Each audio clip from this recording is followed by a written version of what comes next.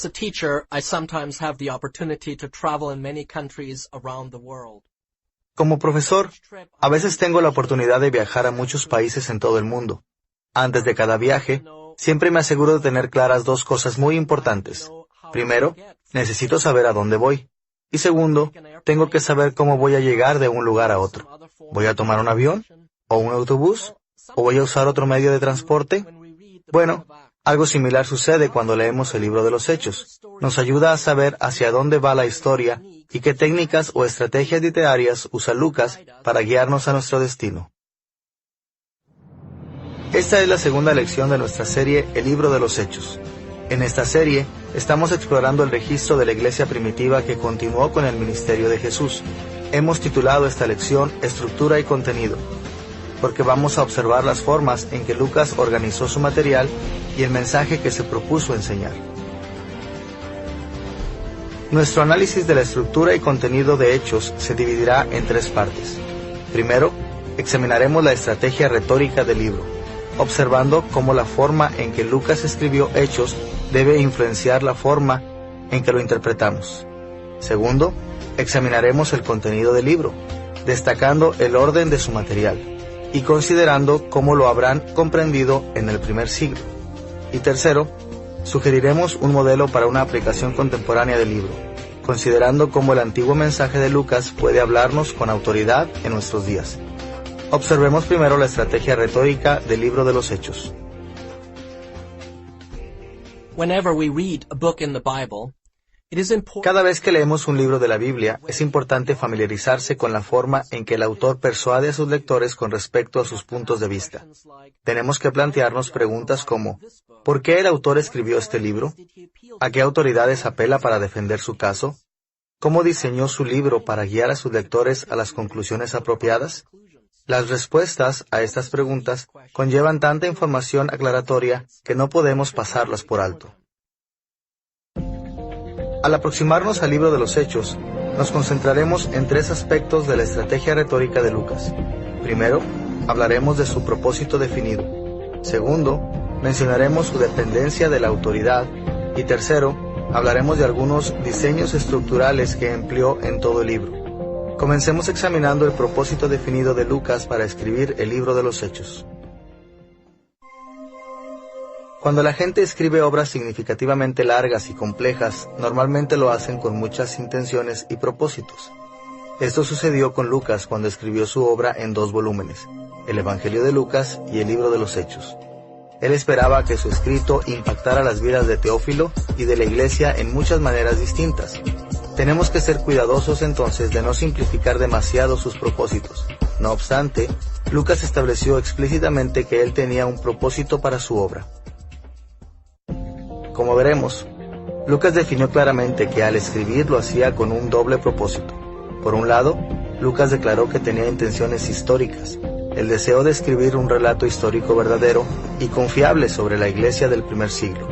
Y por otro lado, declaró que tenía intenciones teológicas importantes, el deseo de transmitir y confirmar la verdad y el significado del mensaje del Evangelio. Analizaremos ambos aspectos del doble propósito de Lucas, comenzando con su intención de escribir un relato histórico verdadero. En el prólogo de su Evangelio, en Lucas capítulo 1, versículos 1 al 3, Lucas indica que estaba profundamente interesado en escribir una historia fidedigna sobre la iglesia primitiva. Escuchemos sus palabras ahí. Muchos han intentado hacer un relato de las cosas que se han cumplido entre nosotros, tal y como nos las transmitieron los que desde el principio fueron testigos presenciales y servidores de la palabra. Por lo tanto, yo también, excelentísimo Teófilo, habiendo investigado todo esto con esmero desde su origen, he decidido escribírtelo ordenadamente. El interés de Lucas por la verdadera historia aparece en muchas formas en este pasaje. Se refiere a las cosas que se han cumplido entre nosotros, es decir, los acontecimientos históricos que han tenido lugar. Lucas menciona además que entrevistó a testigos presenciales y que investigó con esmero los detalles que registró. También se preocupó de escribir un relato ordenado para que la verdad que estaba reportando fuera comunicada clara y acuciosamente. Lucas estaba interesado en registrar la verdadera historia, porque comprendía un principio básico que se repite en toda la Biblia. Dios se revela a sí mismo en la historia real, en el tiempo y el espacio. Él obra a través de la historia para traer su juicio y su salvación. Lamentablemente, en los siglos recientes, muchos eruditos críticos han argumentado que los conceptos de juicio y salvación son mutuamente excluyentes en la historia real. Generalmente afirman que las acciones sobrenaturales de Dios simplemente no ocurren en la historia, en el tiempo y en el espacio real. En vez de eso, creen que la historia real es únicamente natural, no sobrenatural. El resultado es que, cuando los críticos teológicos leen sobre las acciones de Dios en las Escrituras, a menudo tratan estos relatos como expresiones de sentimientos religiosos no reales, un tipo de ficción pietista. Pero Lucas mismo dejó claro que él no estaba tratando de escribir ficción pietista, estaba tratando de reportar la historia real. De hecho, él escribió en una forma que permitió confirmar o desaprobar con expedición sus afirmaciones. Una sola muestra de esto. Lucas ubicó sus reportes en conocidos contextos históricos. En el libro de los Hechos, por ejemplo, hallamos referencias a hombres como Gamaliel, en el capítulo 5, versículo 34, Galión, en el capítulo 18, versículo 12, Félix, en el capítulo 23, versículo 26, y Festo, en el capítulo 24, versículo 27. Todos ellos muy bien conocidos en el mundo judío y romano antiguo. Al mencionar estos hombres y otros detalles históricos, Lucas hizo posible que sus lectores examinasen su investigación por su cuenta. Ellos podían hablar con otros que habían conocido a la gente y los acontecimientos reportados, y en algunos casos podían leer los escritos de otros sobre los mismos temas. Si los reportes de Lucas no hubiesen sido fieles a los hechos, habría sido fácil para los escépticos refutarlos. Especialmente desde fines del siglo XIX, varios eruditos han examinado la veracidad histórica de Hechos, comparándolo con muchos textos extrabíblicos y otros datos arqueológicos. Muchos de estos estudios han indicado varias formas en que Lucas fue un historiador confiable, pero el tiempo solo nos permitirá mencionar un par de ejemplos específicos. Primero, en Hechos capítulo 28, versículo 7, Lucas refleja un conocimiento de la terminología histórica, cuando se refiere al líder de la isla de Malta como el hombre principal de la isla, Toproto Tesnesu.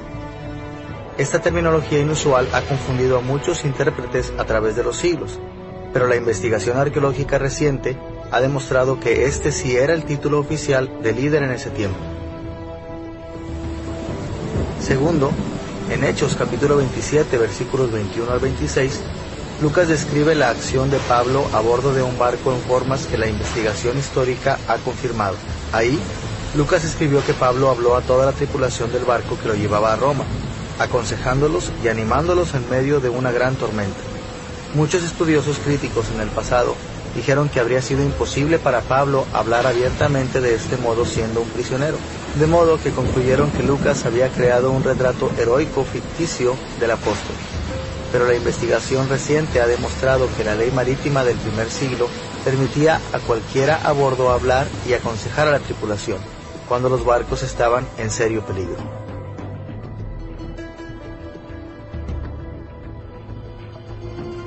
Estos ejemplos ilustran la fidelidad de Lucas a los hechos de la historia, y su intención de escribir un relato de los acontecimientos históricos reales nos recuerda que la verdad eterna de Dios no es algo apartado de las realidades concretas de la vida.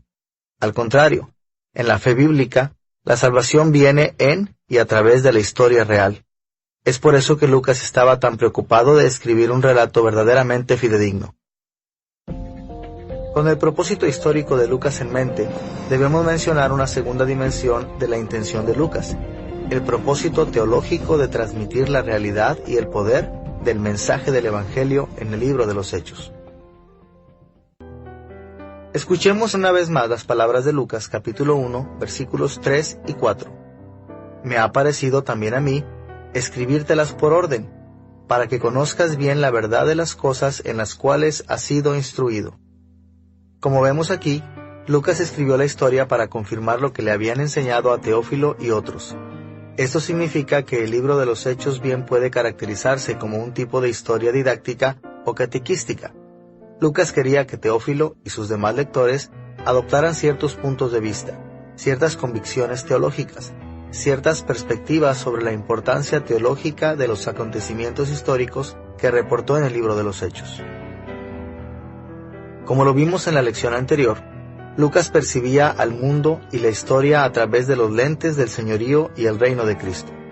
Él veía cómo las esperanzas y las promesas del Antiguo Testamento se estaban cumpliendo en Jesús y en la Iglesia. Y quería que Teófilo viera su registro de los eventos de la Iglesia primitiva a través de estos lentes, para que viera a través del Espíritu de Dios, como Cristo había comenzado y continuado edificando el reino de Dios en Cristo. Entonces, al leer el libro de los Hechos hoy, siempre tenemos que tener en mente que Lucas no solo registró hechos verdaderos para que supiésemos lo que sucedió hace mucho tiempo, sino que también estaba llamando la atención a hechos que fueron fundamentales para la Iglesia, los testigos confiables de la continua obra de Cristo a través del Espíritu Santo. Con el doble propósito definido de Lucas en mente, estamos listos para considerar un segundo aspecto de su estrategia retórica, su dependencia de la autoridad. Lucas no afirmó las verdades teológicas e históricas que registró basándose en su propia autoridad, sino en la autoridad de Cristo y de sus apóstoles. De este modo, Lucas sirvió como un verdadero testigo del Evangelio. One thing that is striking in Acts is the amount of Algo sorprendente en Hechos es la cantidad de material dedicado a las palabras y hechos de quienes sirvieron como testigos claves de Cristo. Cuando Cristo ascendió a los cielos, nombró a sus apóstoles y sus testigos, y les dio autoridad en dependencia a Él para continuar la obra de su reino. Periódicamente les dio poder a profetas y otros líderes prominentes de la Iglesia para que también proclamasen su mensaje. Entonces, cuando Lucas se ocupó de persuadir a Teófilo y a toda la Iglesia con su visión, una y otra vez se refirió a los primeros líderes de la Iglesia, especialmente a los apóstoles y profetas, para ilustrar y dar autoridad a sus propias ideas. Para explorar con más detalle su dependencia de la autoridad, nos concentraremos en dos temas.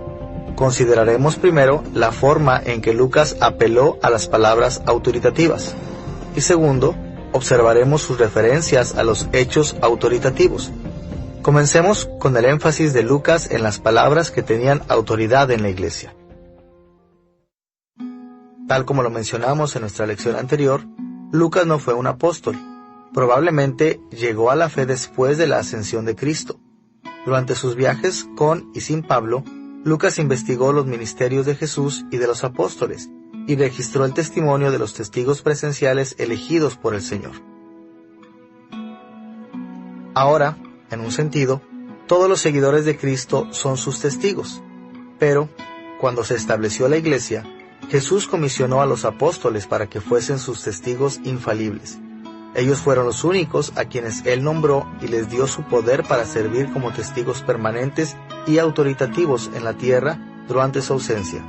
Además de esto, el Señor ocasionalmente llamó a los profetas y a otros líderes autorizados de la Iglesia, como Lucas, para dar testimonios autoritativos. La forma más prominente en que Lucas presentó palabras autoritativas fue su registro de discursos.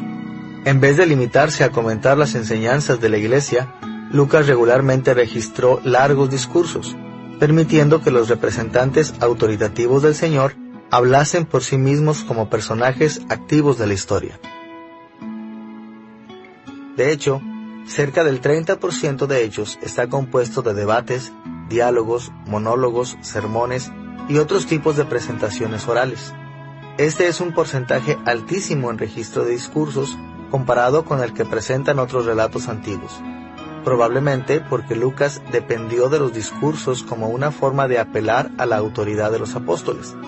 En total hay cerca de 24 discursos en Hechos, 8 de Pedro, 9 de Pablo, 1 de Esteban, 1 de Jacobo y unos cuantos de otros más. La gran mayoría de estos discursos fueron de los apóstoles, el resto, en su mayoría, de profetas y líderes prominentes de la Iglesia. Ahora, ¿por qué es importante esto? Los discursos de Hechos nos refieren quiénes eran los líderes de la Iglesia y qué pensaban ellos sobre muchos aspectos. Nos muestran por qué los discípulos quisieron sufrir en nombre de Cristo, nos dan testimonio de cómo los apóstoles sirvieron a Cristo y registran sus instrucciones para construir su reino. También autorizaron el énfasis de Lucas en la historia de la iglesia primitiva. Ahora, muchos eruditos críticos del siglo XIX y XX no aceptan que Lucas haya provisto reportes fidedignos de los discursos que incluyó en Hechos, y tenemos que admitir que hay ejemplos en el mundo antiguo de relatos históricos en que los discursos no están basados en hechos. Sin embargo, muchos críticos y eruditos evangélicos aseguran que muchos historiadores, antes, durante y después de Lucas, trabajaron duro para confirmar que los discursos que aparecen en sus historias son fieles representaciones de discursos reales, y de hecho, cuando observamos con mayor detención los discursos en Hechos, hallamos evidencia convincente de que Lucas fue uno de estos historiadores confiables, de modo que los discursos que incluyó en realidad representan las enseñanzas apostólicas autoritativas. En primer lugar, confiamos en los registros de discursos de Hechos, porque Lucas fue inspirado por el Espíritu Santo para escribir una historia infalible y autoritativa. No obstante, hay por lo menos 4 otras formas de ver que los discursos en Hechos son representaciones rigurosas de discursos reales. Primero, los discursos tienen un propio estilo. En comparación con otras porciones de Hechos, se ven naturales de un estilo simple. Algunos de ellos emplean un griego rudo y tosco. Esto demuestra que Lucas estaba más preocupado en escribir lo que los oradores realmente dijeron que en refinar y modificar sus discursos. Segundo, los discursos calzan muy bien en sus respectivos contextos. Cada discurso es a la medida del orador o de la audiencia. Por ejemplo, en Hechos capítulo 4, Pedro habló a los líderes judíos después de sanar a un cojo, y aunque su discurso proclamó la salvación en Cristo, lo que esperaríamos si Lucas lo hubiese inventado, Pedro apeló directamente a la sanidad como prueba de sus palabras. Más aún, los incrédulos líderes judíos no podían refutar a Pedro porque ellos mismos presenciaron la sanidad. Del mismo modo, los discursos de Pablo reflejan sus respectivos contextos. Por ejemplo, él habla muy distinto a los judíos y temerosos de Dios en Antioquía de Pisidia, en Hechos capítulo 13, que a los estoicos y epicureos en Hechos capítulo 17. Tercero, cada discurso refleja la individualidad de su orador. En tanto los temas comunes son previsibles, cada orador despliega sus características particulares. Por ejemplo, el discurso de Pablo a los ancianos de Éfeso en Hechos 20 tiene un número sorprendente de paralelos con las epístolas de Pablo. Es justo el tipo de discurso que esperaríamos del autor de estas epístolas. Cuarto, en algunas partes, Lucas establece en forma explícita que ha resumido o abreviado algunos discursos. Por ejemplo, en Hechos capítulo 2, versículo 40, menciona que Pedro testificaba con muchas otras palabras. Esto debería inclinarnos a pensar que la meta de Lucas generalmente era proveer una representación real de los discursos en su contexto original. De esta y muchas formas, podemos estar seguros de que Lucas presentó discursos históricamente reales. No inventó ni fabricó los discursos de Hechos para cumplir sus propósitos. En vez de eso, le restó autoridad a sus propios comentarios y elaboraciones narrativas en beneficio del testimonio autoritativo de los apóstoles. Además de registrar las palabras autoritativas, Lucas dependió también de los relatos de hechos autoritativos realizados por la iglesia primitiva para apoyar el mensaje teológico transmitido en el libro de los Hechos. El Espíritu Santo llenó de poder a los apóstoles y algunas veces a los profetas y líderes prominentes de la iglesia primitiva en muchas formas milagrosas que validaron su mensaje del Evangelio. A través de milagros, desde dramáticas manifestaciones de dones espirituales hasta sanidades y resurrecciones. El Espíritu Santo dio testimonio de que los apóstoles eran representantes autoritativos de Cristo. En Hechos capítulo 13, versículos 7 al 12, el ministerio de Pablo fue validado ante el procónsul de Pafos. El procónsul, Sergio Paulo, varón prudente, llamando a Bernabé y a Saulo, deseaba oír la palabra de Dios, pero le resistía Elimás, el mago, procurando apartar de la fe al procónsul. Entonces Saulo, lleno del Espíritu Santo, fijando en él los ojos, dijo: la mano del Señor está contra ti, y serás ciego, y no verás el sol por algún tiempo. E inmediatamente cayeron sobre él oscuridad y tinieblas, y andando alrededor, buscaba quien le condujese de la mano. Entonces el procónsul, viendo lo que había sucedido, creyó maravillado de la doctrina del Señor. Cuando Elimas trató de obstaculizar el Evangelio, el Espíritu Santo llenó de poder a Pablo para que lo dejara ciego. Así entonces, la enseñanza y los hechos de Pablo convencieron al procónsul del Evangelio verdadero. Lucas registró las palabras y los hechos autoritativos para convencer a sus lectores de la verdad de sus relatos. Quería que sus lectores vieran que los apóstoles estaban autorizados por el Señor Jesús y que la Iglesia en todas partes y generaciones estaba obligada a seguir su testimonio al continuar construyendo el reino de Dios en dependencia a Cristo. Ahora que ya hemos observado el propósito definido y la dependencia de la autoridad, estamos listos para ir a la tercera dimensión de la estrategia retórica de Lucas, el patrón estructural que Lucas usó en todo el libro de los Hechos. El libro de los Hechos presenta muchos diseños estructurales, pero en honor al tiempo, nos concentraremos en dos facetas de la estructura de Hechos. Exploraremos primero el prominente diseño de repetidos resúmenes y luego veremos el diseño de crecimiento en la iglesia que aparece en Hechos. Comencemos con la forma en que Lucas usó los resúmenes. Biblical writers make their presence known in narratives on many different levels. Los escritores bíblicos se hacen presentes a través de relatos en muchos niveles diferentes. A veces, y para efectos prácticos, se esconden detrás de la acción de una historia. Otras veces, dan un paso al frente para hacer comentarios explícitos sobre lo que está ocurriendo en sus relatos. Llamamos a esta última técnica comentarios del autor. Lucas hizo muchos comentarios a través de todo Hechos. Proporcionó información sobre el trasfondo, reveló las intenciones del corazón de los personajes, describió escenarios, etc. Lo hizo para asegurarse de que su mensaje fuera presentado con fidelidad y claridad. Muchos lectores han destacado que el libro de los Hechos describe el progreso del Evangelio desde Jerusalén hacia afuera, y que luego de cierto avance, Lucas se detiene para resumir los hechos sucedidos hasta ese punto. Analizaremos cómo Lucas utilizó resúmenes para 6 períodos de su historia: los acontecimientos del Evangelio en Jerusalén, en Judea y Samaria, desde Samaria a Antioquía de Siria, en Chipre, Frigia y Galacia, en Asia, Macedonia y Acaya, y desde Jerusalén a Roma. Tomemos, por ejemplo, Hechos capítulo 5, versículo 42, donde Lucas resume los acontecimientos y actividades de la iglesia con estas palabras: todos los días, en el templo y por las casas, no cesaban de enseñar y predicar a Jesucristo. Este es el tipo de resumen que Lucas regularmente usa a través de todo el libro de los Hechos para resaltar los pasos exitosos de los acontecimientos del Evangelio y del crecimiento de la iglesia. Escuchemos su comentario en Hechos capítulo 28, versículos 30 y 31. Pablo permaneció 2 años enteros en una casa alquilada y recibía a todos los que a él venían, predicando el reino de Dios y enseñando acerca del Señor Jesucristo, abiertamente y sin impedimento. Ahora que hemos visto que Lucas presta atención a ciertas características de su historia a través de los resúmenes, debemos observar el diseño de crecimiento de la iglesia que emerge entre estos resúmenes. Cuando Lucas describe el crecimiento de la iglesia, normalmente menciona 2 pares de fuerzas dinámicas.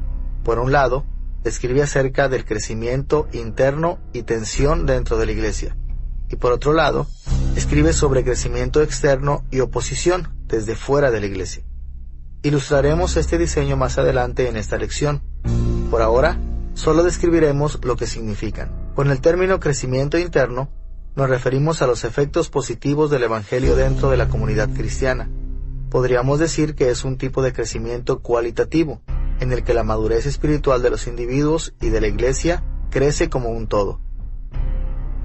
Y con el término tensión, tenemos en mente los problemas, preguntas, controversias y luchas que ocurrían dentro de la iglesia. En el libro de los Hechos, Lucas regularmente demuestra que hay una relación recíproca entre crecimiento interno y tensión. El crecimiento interno lleva a la tensión y la tensión lleva al crecimiento interno. El segundo par de elementos del diseño estructural de crecimiento de la iglesia en Lucas es el crecimiento externo y oposición. Por crecimiento externo, tenemos en mente que la iglesia crecía numéricamente al añadirse nuevos miembros. Esta forma de crecimiento era cuantitativa, y con el término oposición, nos estamos refiriendo al hecho de que con frecuencia surgían conflictos entre la iglesia y el mundo incrédulo cuando los no creyentes reaccionaban negativamente frente al Evangelio. Otra vez, hay una relación recíproca entre estas dos ideas en Hechos. El crecimiento externo lleva a veces a la oposición, y la oposición lleva a veces al crecimiento externo también. Más aún, Lucas demuestra a menudo que hay una relación recíproca entre estos dos pares de elementos, entre crecimiento interno y tensión por un lado, y crecimiento externo y oposición por el otro.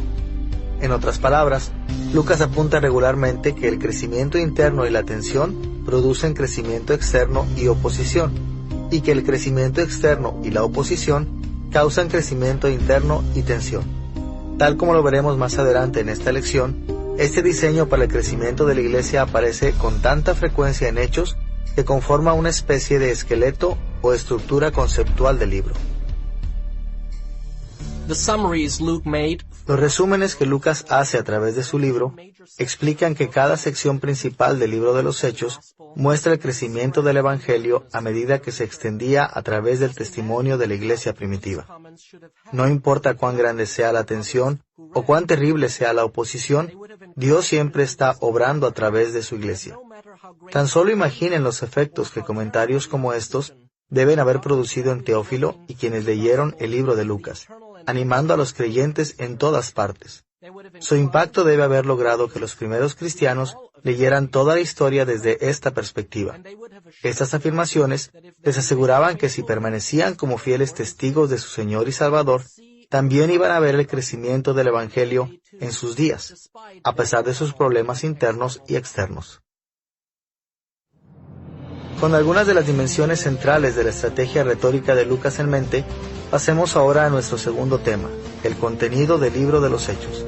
Dado que hay muchas maneras de resumir el contenido de este libro, nos concentraremos en la forma en que Lucas describe el desarrollo de la iglesia como la realización parcial del reino de Dios en la tierra. Los dos volúmenes de la obra del Evangelio de Lucas y el libro de los Hechos explican cómo Jesús trajo y comenzó a construir el reino terrenal de Dios a través de la proclamación del Evangelio. En su Evangelio, Lucas describe el fundamento que Jesús estableció para el reino durante su ministerio terrenal. Y en el libro de los Hechos, Lucas describe cómo Jesús derramó el Espíritu Santo para llenar de poder a los apóstoles y a la iglesia para que continuasen la construcción de su reino. De este modo, el reino de Dios viene a ser la historia global de los dos volúmenes de la obra de Lucas, y a medida que exploramos el contenido de Hechos, prestamos especial atención a la forma en que el reino de Dios continúa expandiéndose bajo el liderazgo de los apóstoles. Cuando Jesús comisionó a los apóstoles en Hechos capítulo 1, versículo 8, los instruyó para que sirvieran como testigos proclamando el Evangelio primero en Jerusalén y extendiéndolo luego hasta el resto del mundo. Escuchemos una vez más las palabras de Jesús para los apóstoles en Hechos capítulo 1, versículo 8. Pero recibiréis poder cuando haya venido sobre vosotros el Espíritu Santo, y me seréis testigos en Jerusalén, en toda Judea, en Samaria y hasta lo último de la tierra. Aquí Jesús estableció una estrategia geográfica para el testimonio del Evangelio por parte de la Iglesia. Llenos de poder por el Espíritu Santo, los apóstoles comenzaron a dar testimonio en Jerusalén. Luego llevaron el Evangelio a Judea y a Samaria, y por último, hasta los fines de la tierra, expandiendo el reino a todos los lugares que iban. Muchos eruditos han señalado que Lucas organizó el libro de los Hechos en torno al llamado de Jesús para la expansión geográfica del Evangelio. Seguiremos este mismo diseño a medida que exploremos su obra. Veremos primero la forma en que Lucas describe el crecimiento del Evangelio en Jerusalén, desde Hechos capítulo 1, versículo 1, hasta el capítulo 8, versículo 4. Segundo, nos enfocaremos en el crecimiento del reino en Judea y Samaria, desde el capítulo 8, versículo 5, hasta el capítulo 9, versículo 31. Y en tercer lugar, nos centraremos en la forma en que la Iglesia llevó el Evangelio a los fines de la tierra, desde el capítulo 9, versículo 32, hasta el capítulo 28, versículo 31. Dado que esta tercera sección es demasiado larga, le prestaremos especial atención, enfocándonos en 4 etapas del crecimiento sugeridas por los resúmenes de Lucas que ya hemos destacado. Primero, en Fenicia, Chipre y Antioquía, desde el capítulo 9, versículo 32, hasta el capítulo 12, versículo 25. Segundo, en Chipre, Frigia y Galacia, desde el capítulo 13, versículo 1, hasta el capítulo 15, versículo 35. Tercero, en Asia, Macedonia y Acaya, desde el capítulo 15, versículo 36, hasta el capítulo 21, versículo 16. Y cuarto, todo el camino a Roma, desde el capítulo 21, versículo 17, hasta el capítulo 28, versículo 31. Observaremos cada una de estas secciones con mayor detalle, concentrándonos en los diseños de crecimiento interno y tensión, y de crecimiento externo y oposición ya descritos. Comencemos con la forma en que se estableció el reino en Jerusalén a través del testimonio del Evangelio de los Apóstoles desde Hechos capítulo 1, versículo 1, hasta el capítulo 8, versículo 4. Jerusalén era la capital del antiguo Israel, la nación especial de Dios en el Antiguo Testamento. Jerusalén es el punto de partida del relato de Lucas, dado el papel central que había jugado en el reino de Dios a través de todo el Antiguo Testamento y en el ministerio de Jesús. Más aún, Lucas escribió sobre los acontecimientos en Jerusalén en varios otros lugares de Hechos, mostrando siempre que la obra de los apóstoles de extender el Evangelio a nuevas tierras aún estaba enraizada en esta ciudad especial. Lucas reportó el crecimiento del reino a través del Evangelio en Jerusalén en 4 paquetes narrativos principales. Primero, anticipación y derramamiento del Espíritu en Hechos capítulo 1 y 2. Segundo, sermón de Pedro en el templo y la persecución que le siguió en Hechos capítulo 3 y 4. Tercero, la historia de Ananías y Zafira y la persecución que le siguió en Hechos capítulo 5. Y cuarto, la elección de diáconos y la persecución que le siguió, desde Hechos capítulo 6, versículo 1, hasta el capítulo 8, versículo 4. Por medio de una ilustración, el crecimiento interno aparece en un número de acontecimientos bien conocidos que ocurrieron en Jerusalén, tales como la comisión de los apóstoles en Hechos capítulo 1, el derramamiento del Espíritu Santo en Pentecostés en Hechos capítulo 2, la experiencia de milagros en Jerusalén, especialmente con Pedro, en Hechos capítulo 3, 4 y 5. Al mismo tiempo, también vemos tensiones dentro de la comunidad cristiana en muchas formas, incluyendo la cuestión de quién será el 12º apóstol en Hechos capítulo 1, la mentira de Ananías y Zafira sobre el dinero que habían donado en Hechos capítulo 5 y la discriminación en contra de las viudas helenistas en Hechos capítulo 6.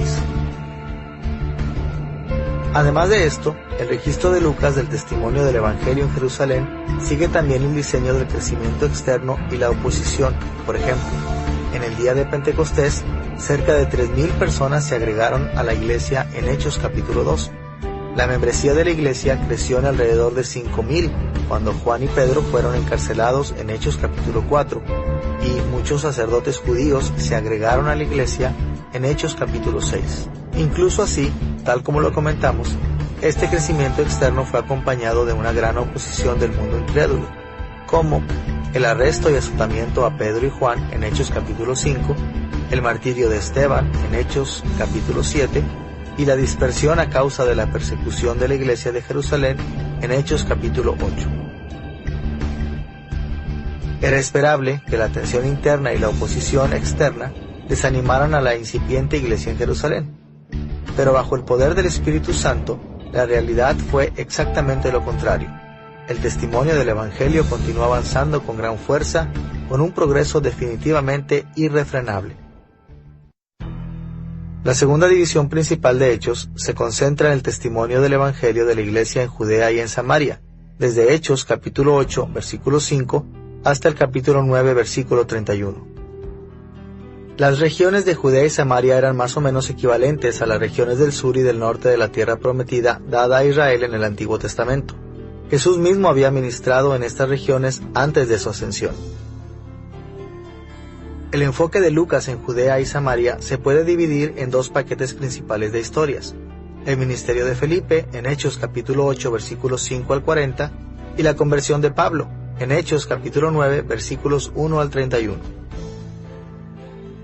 Por un lado, estas historias atraen la atención al crecimiento interno de la iglesia. Por ejemplo, el crecimiento interno continuó en tanto los nuevos creyentes siguieron siendo llenos del Espíritu Santo en Hechos capítulo 8, y Saulo fue hecho apóstol después de su conversión en Hechos capítulo 9. Sin embargo, y mano a mano con estos acontecimientos, la tensión también surgió dentro de la iglesia. Por ejemplo, surgieron preguntas en Hechos capítulo 8 porque algunos creyentes no habían recibido aún el Espíritu Santo. Simón el mago trató de comprar el poder del Espíritu Santo de los apóstoles en Hechos capítulo 8. Por otro lado, también seguían el diseño de crecimiento externo y la oposición.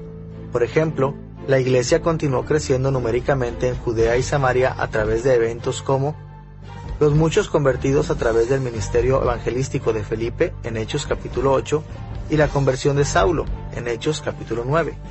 Aún así, este crecimiento no ocurrió sin oposición de los incrédulos. Por ejemplo, Saulo persiguió a los creyentes antes de su conversión en Hechos capítulo 9 y algunos judíos hicieron el intento de asesinar a Saulo después de su conversión en Hechos capítulo 9. Una vez más, la tensión interna y la oposición externa finalmente fallaron en detener a la iglesia. En vez de eso, el Espíritu Santo usó estos desafíos para traer más madurez y crecimiento numérico a la iglesia. La tercera sección principal de Hechos describe cómo el Evangelio se extendió más allá de las fronteras de la tierra prometida, hasta los confines de la tierra, como se le conocía entonces. Tal como lo mencionamos, observaremos esta sección con más detalle, comenzando con el avance del Evangelio en Fenicia, Chipre y Antioquía, desde el capítulo 9, versículo 32, hasta el capítulo 12, versículo 25. Esta sección trata sobre la primera expansión importante del Evangelio más allá de Judea y Samaria, y la extensión hacia las tierras gentiles cercanas de Fenicia, Chipre y Antioquía de Siria. En esta porción de Hechos, leemos sobre el ministerio de Pedro en Lida y Jope, en Hechos capítulo 9, versículos 32 al 43. El ministerio de Pedro en Cesarea al gentil Cornelio desde el capítulo 9 versículo 1 al capítulo 11 versículo 12, la expansión del Evangelio a Antioquía de Siria en el capítulo 11 versículo 13 al 18 y la liberación milagrosa de Pedro de la cárcel en Jerusalén en el capítulo 12 versículos 1 al 25. No es de sorprender que el diseño de crecimiento interno y la tensión también continuaron aquí. Lucas registró varios ejemplos de crecimiento interno. Por ejemplo, los gentiles fueron traídos a la iglesia en Hechos capítulo 10. La iglesia fue animada por la liberación milagrosa de Pedro de la cárcel en Hechos capítulo 12. Y por supuesto, también hubo muchas tensiones relativas. Por ejemplo, muchos judíos dudaban en recibir a los gentiles en plena comunión en la iglesia en Hechos capítulo 11, y muchos se resistían a abandonar las restricciones dietéticas del Antiguo Testamento, en Hechos capítulo 11. En esta sección, además, Lucas enfatiza el diseño de crecimiento externo y oposición. Por ejemplo, escribe sobre el crecimiento externo a través de la conversión de Cornelio y muchos otros gentiles, en Hechos capítulo 10, y el exitoso ministerio evangelístico de Bernabé y otros en Antioquía, en Hechos capítulo 11. Pero este crecimiento no se dio sin oposición. Esta persecución incluyó la muerte de Santiago en Hechos capítulo 12 y el encarcelamiento de Pedro en Hechos capítulo 12. Pero, a pesar de la tensión y la oposición, el testimonio del Evangelio finalmente no fue obstaculizado. El Espíritu Santo continuó bendiciendo la evangelización y el discipulado de la iglesia, superó las divisiones raciales y la persecución, incluso liberó a Pedro de la cárcel en forma milagrosa. No importando qué obstáculos hubiese en su camino, el Evangelio continuó avanzando. En Hechos, desde el capítulo 13, versículo 1, hasta el capítulo 15, versículo 35, Lucas presenta su sección principal, la extensión del Evangelio en Chipre, Frigia y Galacia. En esta sección, el Evangelio avanza desde Jerusalén, Judea y Samaria, extendiéndose hasta las regiones orientales de Asia Menor. Esta sección de Hechos se divide en dos partes principales. El primer viaje misionero de Pablo, desde Hechos capítulo 13, versículo 1, hasta el capítulo 14, versículo 28. Y el concilio de Jerusalén, en Hechos capítulo 15, versículos 1 al 35. Continuando con esta estrategia, Lucas también repite en esta sección el diseño de crecimiento interno y tensión. Apunta al diseño de crecimiento interno a través de cosas como el fortalecimiento de Pablo a las iglesias en Galacia, en Hechos capítulo 14, y la decisión del concilio de Jerusalén de no exigir la circuncisión a los gentiles convertidos a Cristo, en Hechos capítulo 15. En esta sección, Lucas también menciona la tensión interna, especialmente cuando escribe sobre las dificultades prácticas en relación a los gentiles convertidos. La tensión aumentó entre los creyentes judíos y gentiles a causa de la circuncisión y los rigores de la dieta judía tradicional en Hechos capítulo 15. Con respecto al crecimiento externo y oposición, Lucas mencionó muchos temas como el crecimiento numérico generado por el primer viaje misionero de Pablo, como se reporta en Hechos capítulo 14. Pero tal como antes, este crecimiento vino acompañado de una fuerte oposición. Por ejemplo, una y otra vez, Pablo y Bernabé fueron rechazados por los judíos incrédulos, especialmente en Listra, Iconio y Antioquía, en Hechos capítulo 14. Aún así, el Espíritu Santo continuó con el avance de la Iglesia y la superación de todo obstáculo en el camino de su pueblo. El Evangelio imparable continuó cumpliendo los propósitos de Dios. La quinta sección principal de Hechos va desde el capítulo 15, versículo 36, hasta el capítulo 21, versículo 16, donde el testimonio del Evangelio se extendió hasta las provincias romanas de Asia, Macedonia y Acaya. Esta porción de Hechos se centra en el segundo y tercer viaje misionero de Pablo, cuando Pablo viajó a través del oriente de Asia Menor, para continuar hacia la provincia de Asia al occidente de Asia Menor, y a través del mar Egeo, y a muchas ciudades de Macedonia y Acaya en lo que hoy es Grecia. El segundo viaje misionero de Pablo está registrado desde Hechos capítulo 15 versículo 36 hasta capítulo 18 versículo 22, y su tercer viaje misionero desde el capítulo 18 versículo 23 hasta el capítulo 21 versículo 16. De acuerdo a nuestro diseño ya familiar, esos capítulos enfatizan la relación entre crecimiento interno y tensión. Aquí hallamos muchos ejemplos de crecimiento interno, tales como la instrucción de Apolos por parte de Aquila y Priscila en Hechos capítulo 18, la extensa enseñanza de Pablo en las sinagogas de Éfeso y la escuela de Tirano en Hechos capítulo 19. Desde luego que este crecimiento interno fue acompañado por mucha tensión. Por ejemplo, la discusión de Pablo y Bernabé sobre Marcos y su separación en Hechos capítulo 15, la advertencia de Pablo a la iglesia para protegerlos contra los líderes con motivaciones perversas en Hechos capítulo 20. Ahí también leemos sobre crecimiento externo y oposición. Por ejemplo, vemos el crecimiento externo de los muchos convertidos que Pablo ganó y en las iglesias que plantó durante su segundo y tercer viaje misionero en Hechos capítulo 15 al 21.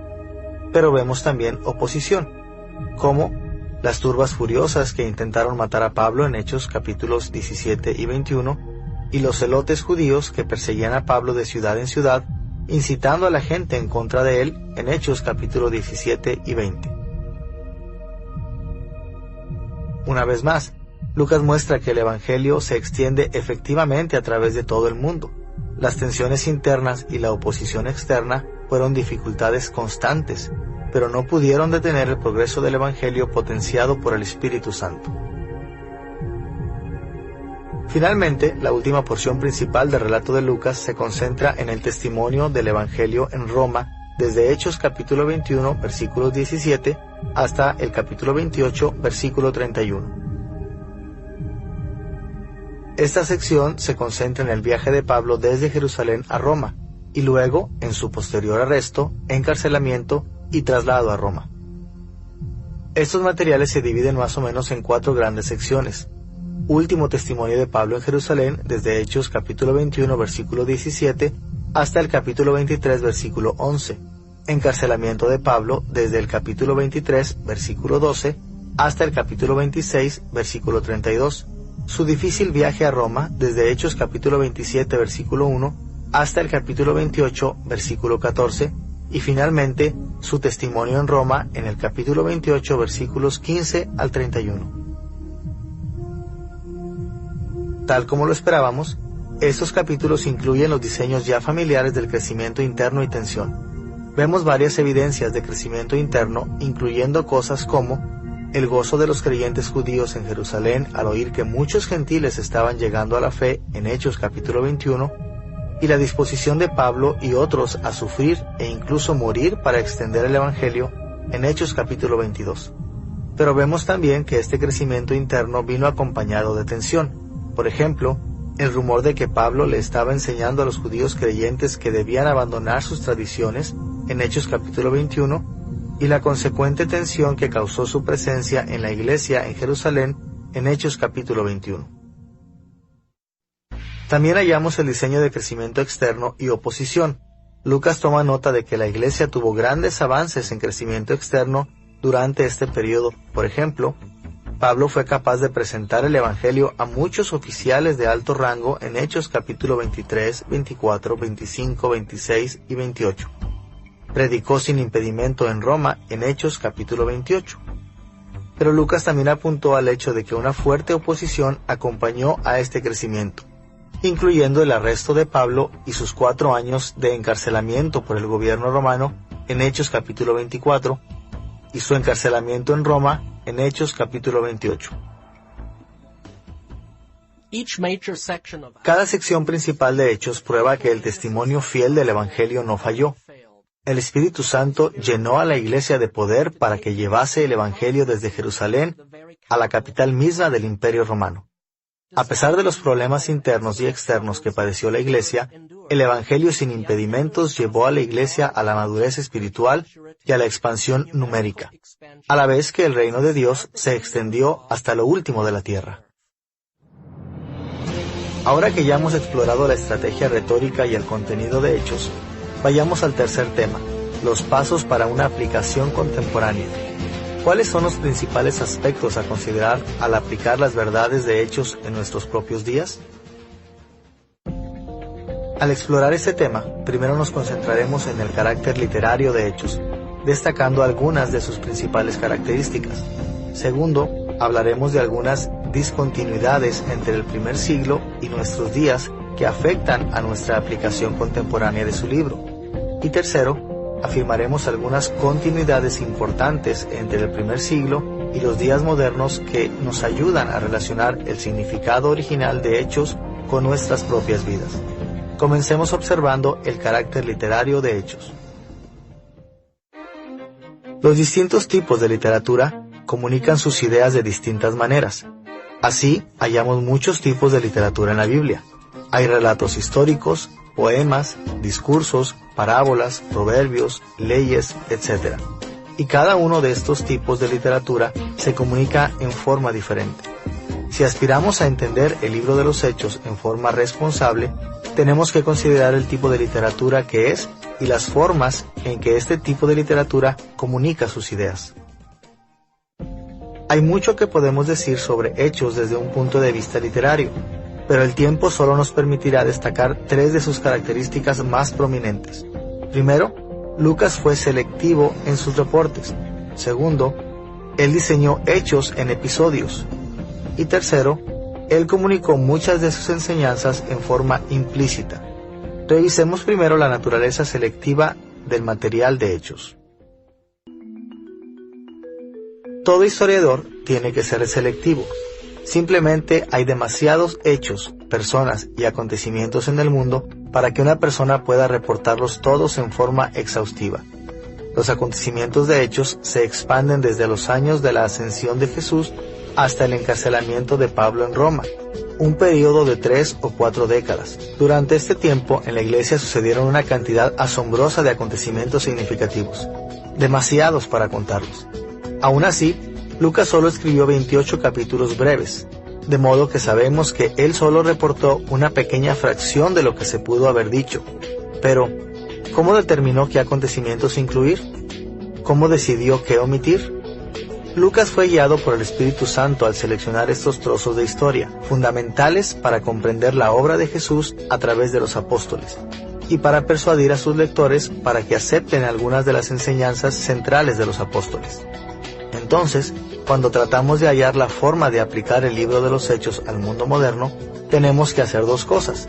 Por una parte, es necesario que evitemos el error de pensar que Lucas registró todo lo que querríamos saber sobre el período de la historia de la Iglesia.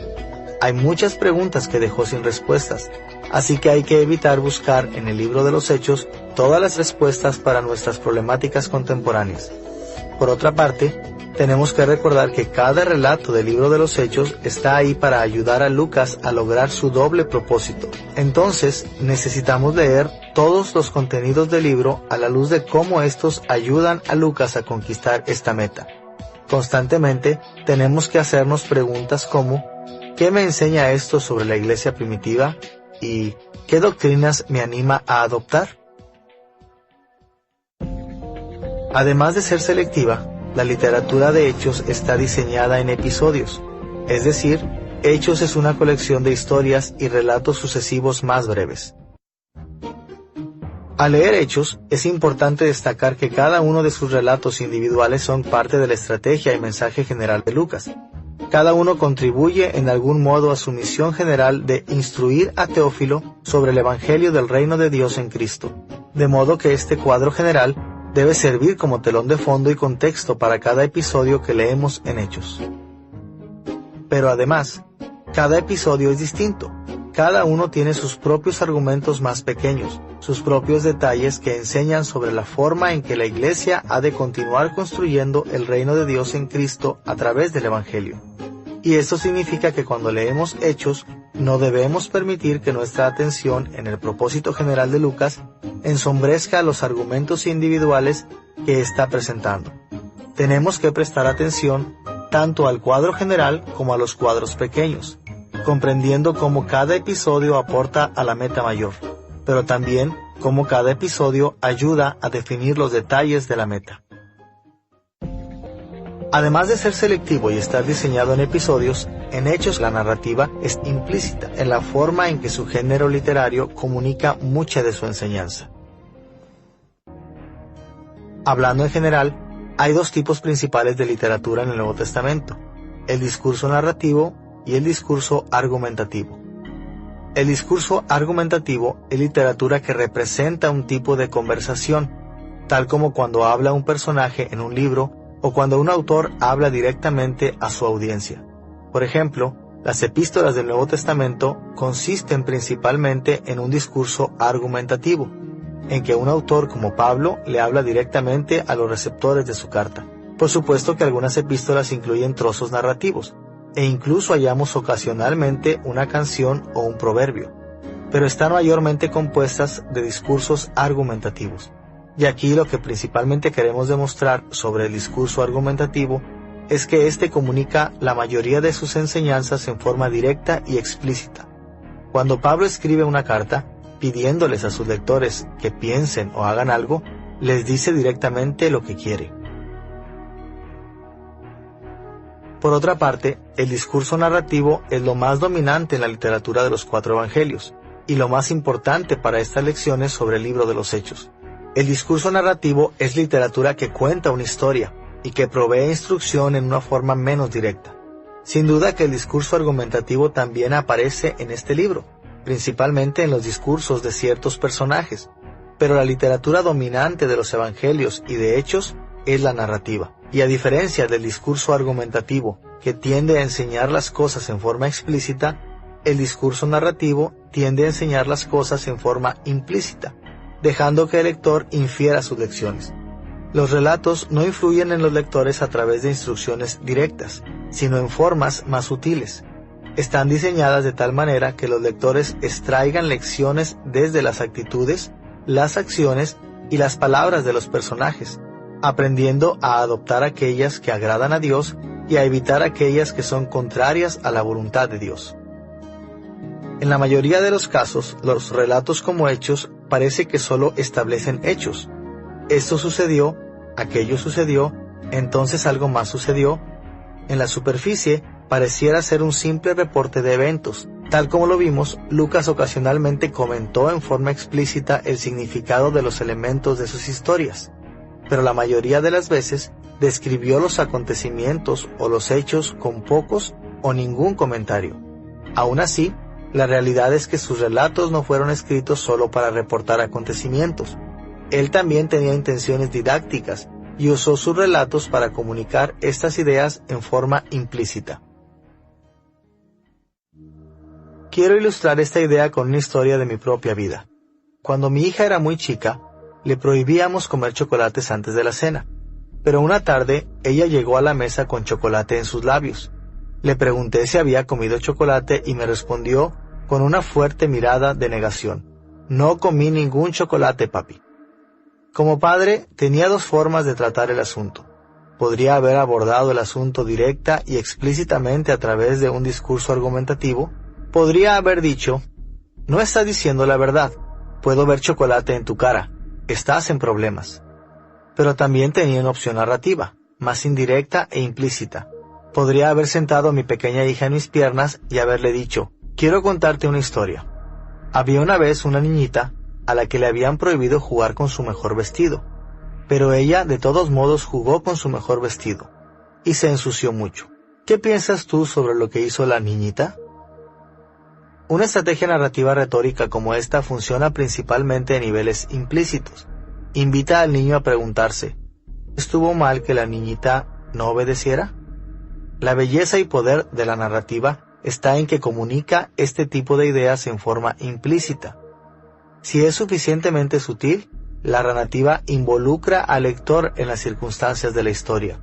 Él o ella se involucran personalmente en una forma que evita que la persona que está escuchando esté a la defensiva. Permite que la persona que está escuchando sea mucho más enseñable. Cerca del 70% del libro de Hechos se presenta a través de relatos. En la mayor parte del libro, Lucas les dice esencialmente a sus lectores: «Quiero contarles una historia sobre la obra de Dios en la iglesia primitiva». Una historia absolutamente verdadera, por supuesto. Los invitó a entrar al mundo de la historia verdadera. Pero presentó esta historia en la forma de un relato, porque quería que sus lectores sacaran ellos mismos las conclusiones a partir de los hechos registrados. Al leer el libro de los Hechos, entonces, es importante que busquemos esas enseñanzas implícitas. Sin duda que una de las principales formas de evaluar y aplicar cualquier relato bíblico a nuestras vidas es viendo cómo reacciona Dios frente a los acontecimientos que ocurren. Por sobre todo lo demás, sus palabras y sus acciones son perfectamente infalibles. Como resultado, siempre deberíamos tomar nota de las cosas del libro de los Hechos que Dios aprueba y bendice, así como aquellas que desaprueba o maldice. Todo lo que Dios bendice tiene que ser bueno. Todo lo que Dios desaprueba o maldice tiene que ser malo. Como leemos en Hechos, tenemos que tratar de emular las creencias, actitudes y conductas que agradan a Dios y evitar las que se oponen a Él. Además de esto, dado que Lucas confiaba tan fuertemente en el pensamiento de los líderes de la iglesia primitiva, otra forma de ver las enseñanzas implícitas de Lucas es observando los ejemplos que Lucas nos da. Por lo general, debemos inferir que se nos llama a simpatizar con las acciones y los dichos de gente confiable como los apóstoles, los profetas y otros líderes respetables de la iglesia. Sus acciones serán apropiadas y su testimonio verdadero. En consecuencia, debemos responder con nuestros corazones a este llamado y amoldar nuestra conducta y pensamientos a los suyos. Lo opuesto también es cierto. Cuando los apóstoles o la iglesia condenan a los personajes del libro de los Hechos, podemos inferir que las acciones de estos eran malas y que no debemos seguir su ejemplo. Ahora, estas no son en absoluto las únicas implicaciones que Lucas presentó en Hechos, aunque sí proveen una base sólida para que los lectores modernos comiencen a aprender cómo extraer las conclusiones correctas de los relatos bíblicos. Una vez comprendido el carácter literario de Hechos, tenemos que ir a las discontinuidades entre el primer siglo y el mundo moderno que afectan a la forma en que aplicamos el libro de los Hechos. We must always remember Siempre debemos recordar que aunque la Biblia fue escrita para nosotros, no fue escrita directamente a nosotros. Sabemos en forma explícita que los receptores originales fueron Teófilo y la gente del primer siglo. Entonces, en cierto sentido, estamos leyendo sobre su hombro cuando leemos el libro de Lucas. Precisamente no estamos oyendo lo que Lucas nos dijo a nosotros, sino más bien oyendo a distancia lo que Lucas les dijo a ellos. Tenemos que estar dispuestos entonces a que al menos algunas de las enseñanzas de Hechos se aplican en forma distinta a nosotros que a Teófilo y a los demás lectores originales de Lucas. Si solo nos limitamos a repetir lo que vemos en las Escrituras, sin tomar en cuenta estas diferencias, con frecuencia vamos a aplicar la palabra de Dios en forma dañina e incorrecta. Resumiremos estas discontinuidades entre el mundo de Lucas y el nuestro en dos formas. Primero, vivimos en un tiempo distinto del suyo. Y segundo, el mundo ha cambiado bastante desde el siglo I. De manera que tenemos circunstancias distintas, situaciones distintas a las de aquellos a quienes Lucas les escribió primero este libro. Analizaremos primero el hecho de que vivimos en un tiempo distinto al de aquellos que recibieron primero el libro de los Hechos. Por ejemplo, es muy importante recordar que el libro de los Hechos se concentra en los apóstoles, los testigos autoritativos de Cristo en el primer siglo. Muchas de las acciones de Dios a través de los apóstoles fueron específicas para aquel tiempo y lugar de la historia de la redención. Fueron logros revolucionarios y fundacionales que nunca se han de repetir. Por ejemplo, la sola existencia de los apóstoles fue única. Como lo veremos en otra lección más adelante, nunca podrá haber otro apóstol. Una razón es que para calificar para el oficio de apóstol, un hombre tenía que haber visto al Señor resucitado. Otra razón es que Dios mismo tendría que nombrarlo para el oficio de apóstol. Entonces, así como es razonable decir que Hechos nos enseña a respetar y someternos a los líderes de nuestra propia iglesia, no tenemos apóstoles vivos hoy con nosotros. Lo mejor que podemos hacer es someternos a su testimonio escrito en el Nuevo Testamento. Lamentablemente, muchos grupos cristianos han visto a Hechos como un modelo de vida cristiana que debería ser seguida en todos los tiempos al pie de la letra. Por ejemplo, Hechos capítulo 2, versículo 1 al 4, enseña que el Espíritu Santo fue derramado dramática y milagrosamente en el día de Pentecostés, y quienes lo recibieron comenzaron a proclamar el Evangelio en diversos idiomas y dialectos. Este fue un evento especial que ocurrió con el derramamiento inicial del Espíritu para dar poder a los apóstoles y a otros creyentes primitivos para el servicio a Cristo. Hay otros acontecimientos similares que ocurren ocasionalmente en Hechos, pero solo como un resultado directo de la obra de los apóstoles. La constante en Hechos es que cada creyente recibe el Espíritu Santo para que su carácter sea transformado y se convierta en un testigo. Lo que no es constante en Hechos es la presencia o ausencia de manifestaciones particulares del Espíritu Santo. Sin embargo, algunas ramas de la Iglesia insisten en que hoy todavía se debe manifestar siempre una llenura del Espíritu, proclamando el Evangelio en diversas lenguas o idiomas. Cuando los cristianos bien intencionados fracasan en darse cuenta de las discontinuidades entre el primer siglo y nuestros días, a menudo tratan de aplicar en forma inapropiada las enseñanzas de Hechos. Además de vivir en una época distinta a la de la audiencia original de Hechos, también tenemos circunstancias distintas, como una cultura y situaciones personales diferentes. Todos los acontecimientos de Hechos sucedieron en medio de las circunstancias históricas del primer siglo, y muchos aspectos de los relatos de Lucas están condicionados por estas circunstancias históricas y culturales.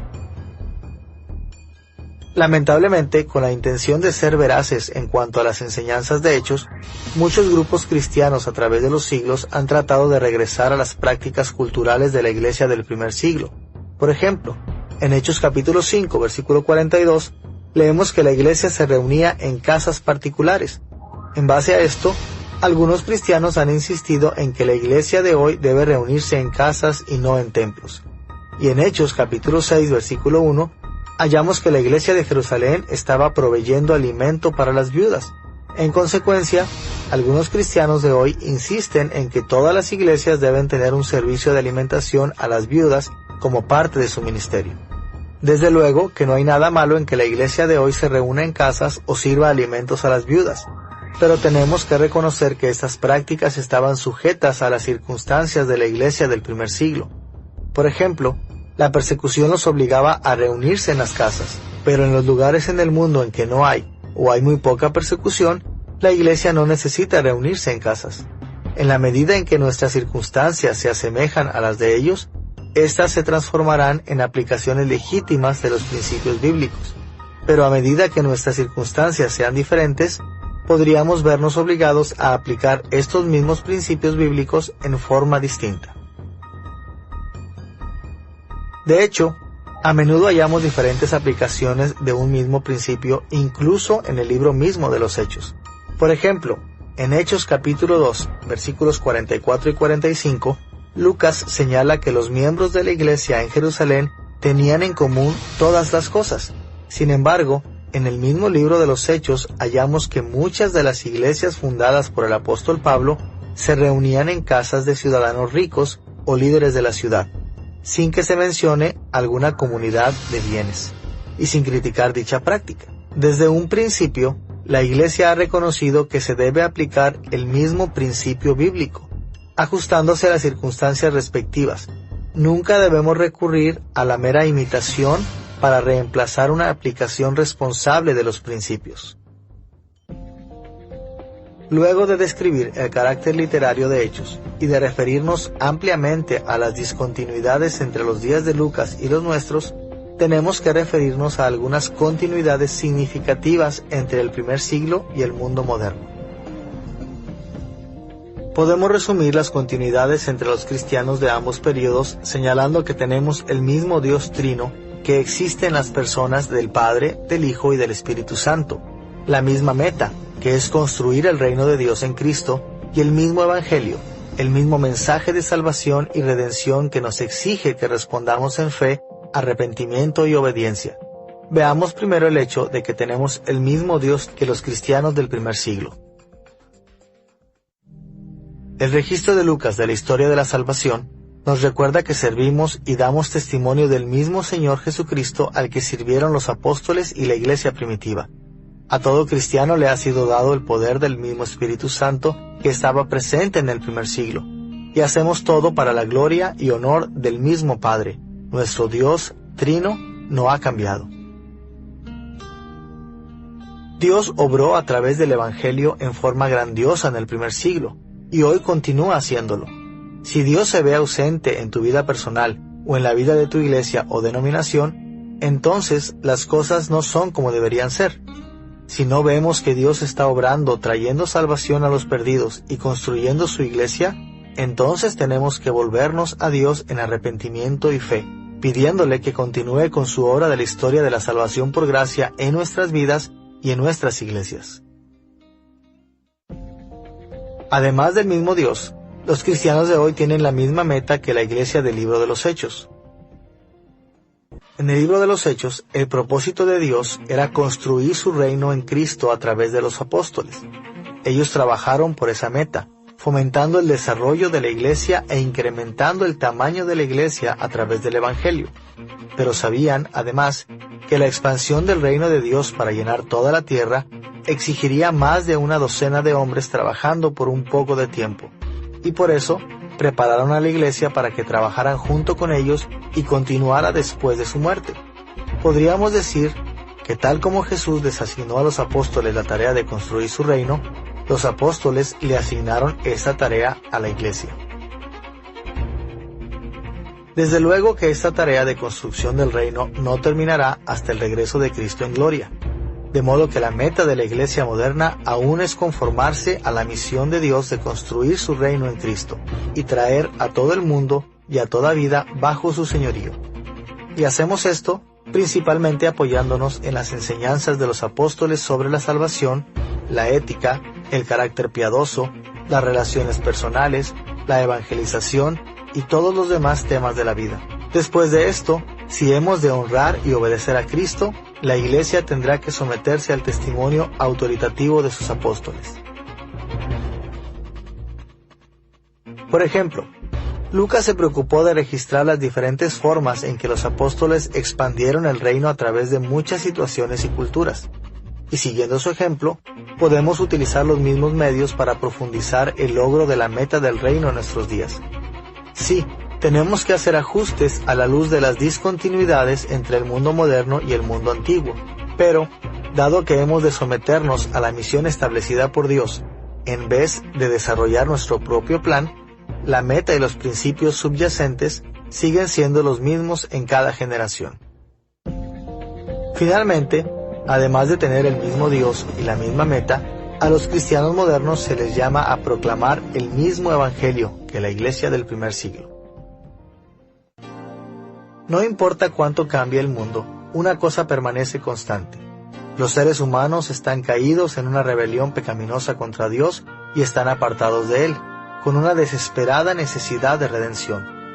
Todos necesitamos la misma salvación, y esa salvación está disponible en Cristo, quien perdona nuestro pecado y nos lleva a su reino.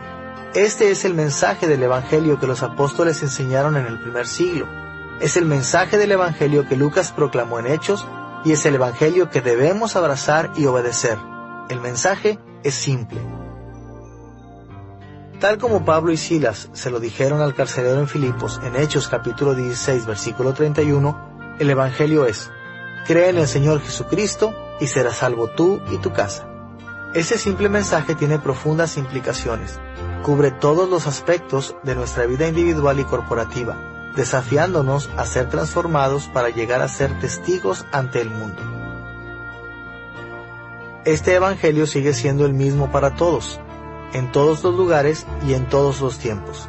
Todos son llamados a arrepentirse de su rebelión pecaminosa y confiar en Cristo.